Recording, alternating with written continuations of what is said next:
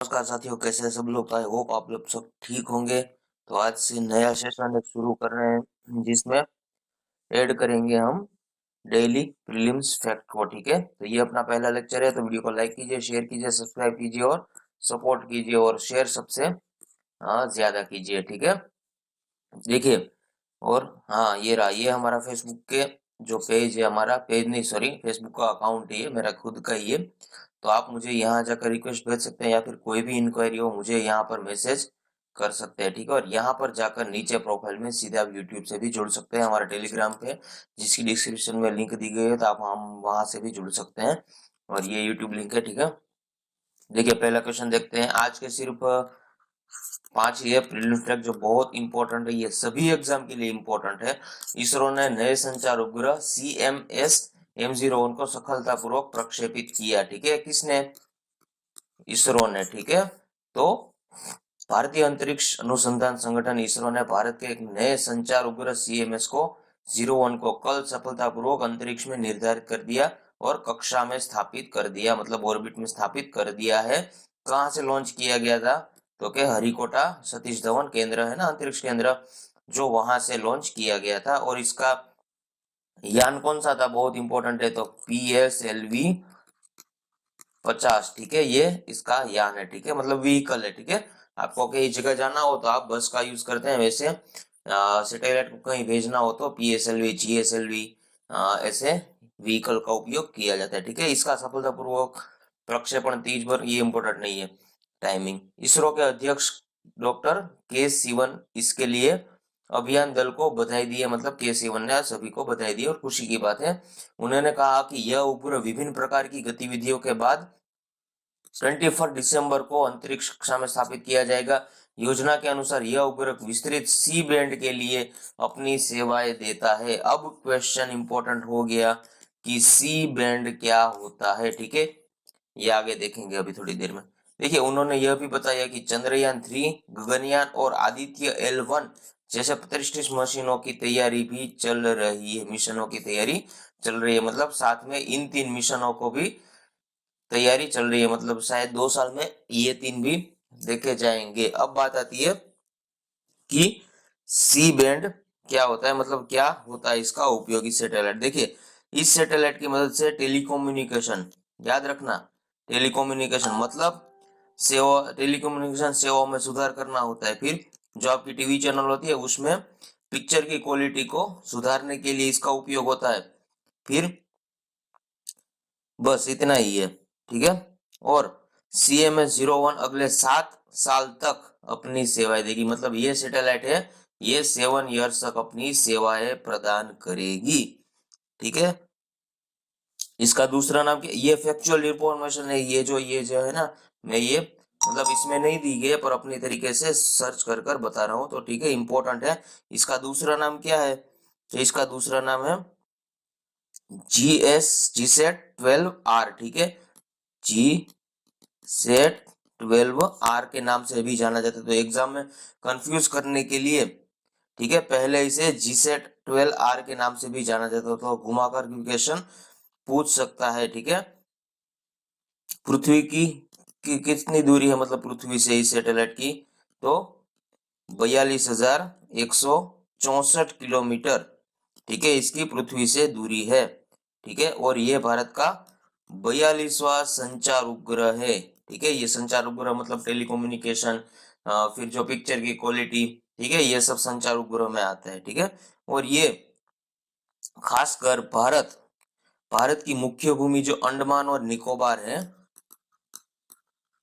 अंडमान और निकोबार और लक्षद्वीप, ठीक है, को कवर करने की फ्रीक्वेंसी के विस्तारित सी बैंड में सेवाएं मुहैया करने के लिए तैयार होगा। मतलब ये यहाँ पर सेवाएं तैयार करेगा जो सी बैंड की हमने दी है वहां पर, क्योंकि इस क्षेत्र में इंटरनेट की प्रॉब्लम, फिर टेलीकम्युनिकेशन, फिर कॉलिंग, ये सब बहुत ही मतलब तकलीफ होती है इन क्षेत्रों में। ठीक है, क्योंकि ये थोड़े दूर है, मतलब वैसे एक्चुअल में भारत में ही है, पर एक्चुअली भारत से थोड़े दूर पर यहाँ मुश्किल है सब कुछ, इसलिए ये स्पेशल ये उपग्रह लॉन्च किया गया है। ठीक है, तो कोई भी डाउट नहीं रहना चाहिए। दूसरा क्वेश्चन देखते हैं। रक्षा खरीद परिषद ने स्वदेशी उद्योगों से 27,000 करोड़ रुपए के उपकरण खरीद के प्रस्ताव को मंजूरी दे दी। मतलब राजनाथ सिंह ने 27,000 करोड़ रुपए की खरीदी, मतलब सैन्य उपकरणों की खरीदी को मंजूरी दे दी है। आइए देखते हैं पूरा मामला क्या है। देखिए पूरा मामला ये है कि मेक इन इंडिया, ठीक है, ये प्रोग्राम मेक इन इंडिया के तहत ही इसको और आत्मनिर्भर भारत के तहत ही इसको अप्रूव किया गया है।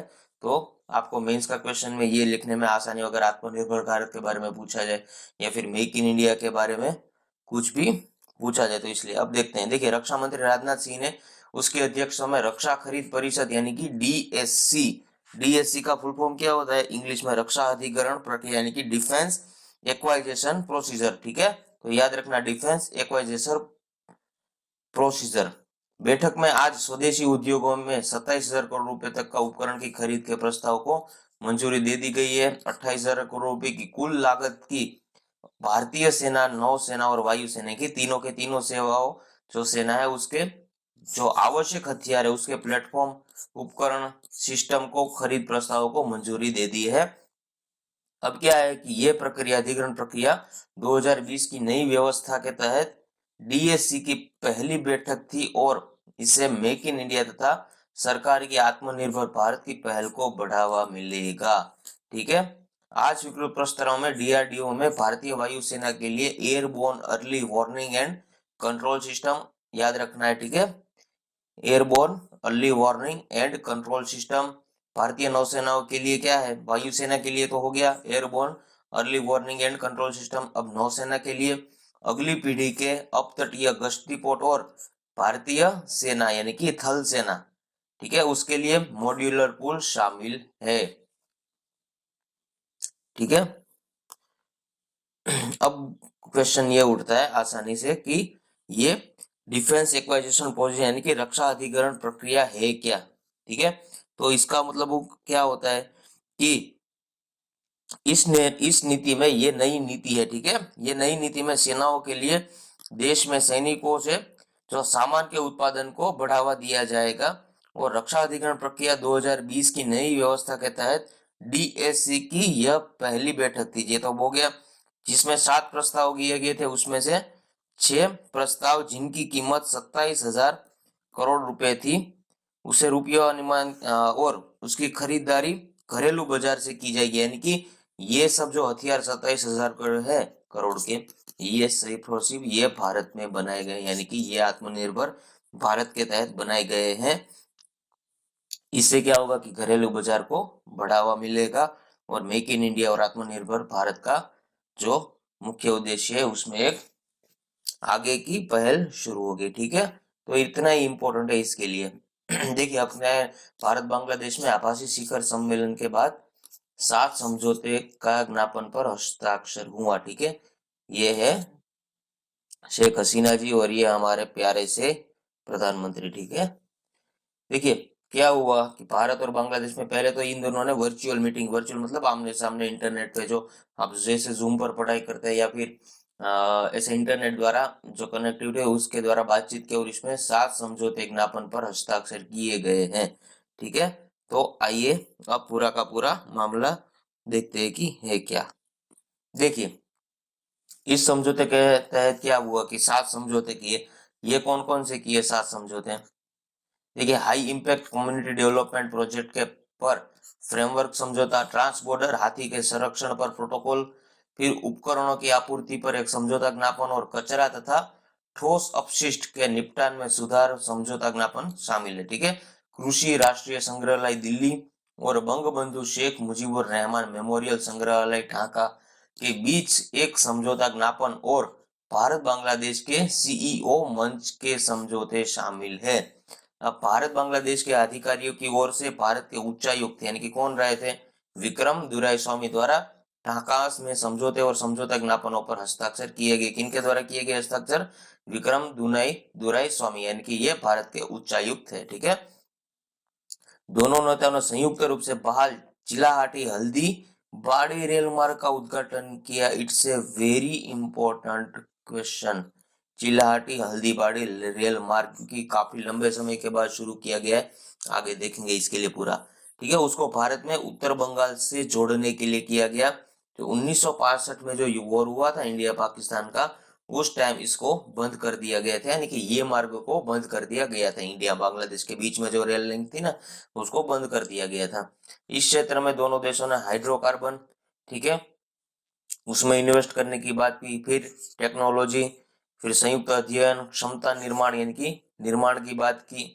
और भारत बांग्लादेश में मैत्री पाइपलाइन वर्तमान में भारत में जो सिलीगुड़ी से बांग्लादेश में पारबीतपुर तक उच्च गति डीजल की आपूर्ति के लिए बनाई जाएगी, यानी कि पाइपलाइन बनाई जाएगी जो डीजल की आपूर्ति के लिए बनाई जाएगी। ठीक है, आइए आगे देखते हैं। देखिए, बहुत इंपॉर्टेंट क्वेश्चन है, बहुत इंपॉर्टेंट क्वेश्चन है। ठीक है, क्योंकि अभी मोदी जी एक तो दो दो इसमें इंक्लूड हो जाते हैं, एक तो G7 इंक्लूड हो जाता है, और दूसरा ये हमें मतलब ये इनवाइट करने वाले, हम इनको इनवाइट सॉरी करने वाले हैं। देखिए, ब्रिटेन के प्रधानमंत्री ने प्रधानमंत्री नरेंद्र मोदी जी को अगले साल होने वाली G7 शिखर सम्मेलन में आमंत्रित किया है। किसको? मोदी जी को शामिल किया है। ठीक है, देखिए G7, अब इसमें इंपॉर्टेंट क्या था, ये न्यूज ही सिर्फ इंपॉर्टेंट थी, पर अपने लिए इंपॉर्टेंट क्या है, G7 अपने लिए इंपॉर्टेंट है। देखिए ग्रुप 7 ये क्या है कि France, Germany, Italy, United kingdom यानी कि यूके, जापान, अमेरिका और कनाडा जैसे देशों का एक समूह है। दूसरा क्या कि ये एक इंटर गवर्नमेंटल ऑर्गेनाइजेशन है, जिसे 1975 में उस समय की शीर्ष अर्थव्यवस्था माने कि ये डेवलप्ड कंट्री की ये ग्रुप है। ठीक है, सभी पैसे वाले जो देश है उसका एक ग्रुप है। ठीक है, उसके बीच जो वार्ता करने वाले थे उसके लिए ये ग्रुप बनाया गया। अनौपचारिक मंच है, इसका कोई हेडक्वार्टर नहीं है, तो कंफ्यूज करने के लिए पूछा जा सकता है, पर इसका हेडक्वार्टर कोई है ही नहीं।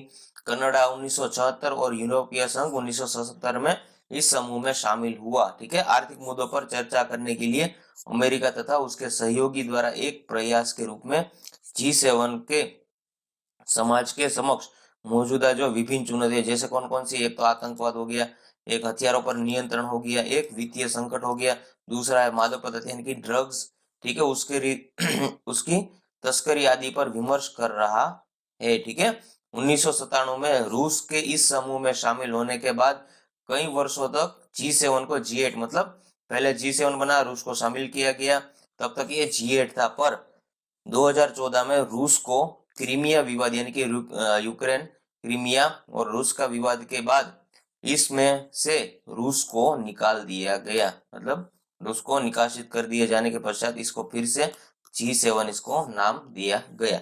आराम है, ठीक है, आराम से है। ठीक है, एकदम आसान है। जिलेटी हल्दी बाटे रेल लाइन योजना, ये बहुत इंपॉर्टेंट है। ठीक है, देखिए भारत बांग्लादेश वर्चुअल समिट, हमने बताया कि वर्चुअल समिट दोनों प्रधानमंत्रियों के बीच में हुई। फिर उसमें क्या हुआ कि चिल्हाटी हल्दीबाड़ी रेल लिंक का उद्घाटन किया गया, यानी कि उद्घाटन हो गया है और रेल लाइन शुरू हो गई है। ठीक है, भारत और बांग्लादेश के बीच लगभग 55, बहुत बड़ी बात है, 55 ईयर्स के बाद फिर से चिल्हाटी हल्दीबाड़ी रेल संपर्क खोल दिया है, जिसे 1965 में भारत पाकिस्तान युद्ध के दौरान बंद कर दिया गया था। और हल्दीबाड़ी चौक पश्चिम बंगाल में, और चिल्हाटी कहाँ पर है, बांग्लादेश में। ठीक है, यह रेलवे लाइन अब दोनों देशों के बीच आवागमन को आसान बनाने में, आपसी संपर्क और लोगों के बीच संबंध को मजबूत करने के लिए, बढ़ावा देने के लिए पुनः चालू की जा रही है। साथ में रेलवे लाइन को दोनों देशों के बीच द्विपक्षीय व्यापार की दृष्टि से भी काफी महत्वपूर्ण है, क्योंकि माल की आवाजाही मतलब यहाँ वहां पर अगर कपड़े बनते हैं, ठीक है, तो वो इस रेल लाइन से भेजेंगे, फिर यहाँ से कुछ अच्छी चीजें बनती है, आम वगैरह, तो फिर वो भेजेंगे, तो ऐसे ट्रेडिंग अच्छा होगा। ठीक है, अभी यह रेल लिंक है वो केवल माल ढुलाई, यानी कि मैंने जब बताया ना माल की ढुलाई मतलब जो गुड से उसकी ट्रांजैक्शन, यानी कि दोनों को आपसी वापसी करने के लिए उपलब्ध होगा, किंतु जल्दी बुनियादी ढांचे की व्यवस्था के बाद दोनों तरफ से यात्रियों की आवाजाही भी शुरू की जाए। अभी तो सिर्फ माल को ही ले मंगवाया और दिया जा रहा है, फिर बाद में इसमें यात्रा भी शुरू की जाएगी।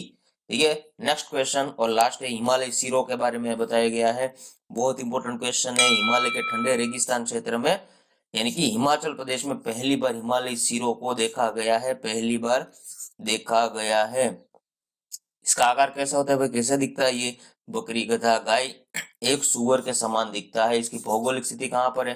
तो ट्रांस हिमालय पर्वत या तिब्बती हिमालय क्षेत्र यानी कि ग्रेट हिमालय के उत्तर में स्थित है, जिसमें कौन है? काराकोरम, लद्दाख, जास्कर, कैलाश पर्वत श्रृंखलाएं शामिल है और आमतौर पर 2000 मीटर से 4000 मीटर तक की ऊंचाई पर पाए जाते हैं। ये पूर्वी, मध्य और पश्चिमी हिमालय में पाए जाते हैं, परंतु ट्रांस हिमालयन क्षेत्र में नहीं पाए जाते। ट्रांस हिमालय में नहीं पाए जाते, परंतु ट्रांस हिमालयन क्षेत्र में नहीं पाए जाते हैं।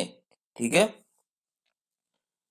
आईयूसीएन की रेड लिस्ट में कौन से है? वनरेबल है, तो ये इंपॉर्टेंट है। सबसे कुछ भी याद होना हो, ये याद होना चाहिए कि आईयूसीएन की रेड लिस्ट में वनरेबल में है। वन्यजीव संरक्षण अधिनियम की अनुसूची 1 में है और साइट्स की परिशिष्ट 1 में। आइए अब देखते हैं वन्यजीव संरक्षण अधिनियम की अनुसूची 1 क्या होती है। देखिए, इस अनुसूची में क्या होता है, काफी बार आपने सुना होगा कि ये अनुसूची 1 में है। ठीक है, तो इसमें 43 मतलब वन्यजीव शामिल है, जिसमें कौन से होते हैं? सुअर से लेकर कई तरह के हिरण, बंदर, भालू, चिंकारा, तेंदुआ, लंगूर, भेड़िया, लोमड़ी, डॉल्फिन, कई तरह की जंगली बिल्लियां, बारहसिंगा, गिलहरी, पेंगुइन, गेंडा, ऊदबिलाव, रीछ, हिमालयन पर पाए जाने वाले अनेक जानवर शामिल है। इसके अलावा इसमें कई जलीय जंतु और सरीसृप जंतु भी शामिल है। इस सूची के 4 भाग है और जिसमें जीवों का शिकार करने कर धारा 2, 8, 9, 11, 10, 41, 40, 43, 48, 51 और 61 तथा धारा 62 के तहत दंड का प्रावधान है। दंड के प्रावधान में, ठीक है, 25,000 से लेकर 25 लाख तक का जुर्माना लगाया जा सकता है। ठीक है, तो बस यहीं तक रहा प्रीलिम फैक्ट्स। ठीक है, आज का, कल फिर से आ जाएगा। तो अब ये नया एक पड़ाव शुरू किया है, जिसको आप सपोर्ट कीजिएगा और शेयर कीजिएगा, लाइक कीजिएगा, सब्सक्राइब कीजिएगा। और कोई भी डाउट हो, कोई भी टेंशन हो, कोई भी प्रॉब्लम हो स्टडी से रिलेटेड, तो बेफिक्र बेझिझक मुझे मैसेंजर में मैसेज कर दीजिए। आपको जरूर से जरूर न्याय मिलेगा, मेरा पूरा प्रयत्न रहेगा। सपोर्ट कीजिए। जय हिंद, जय भारत।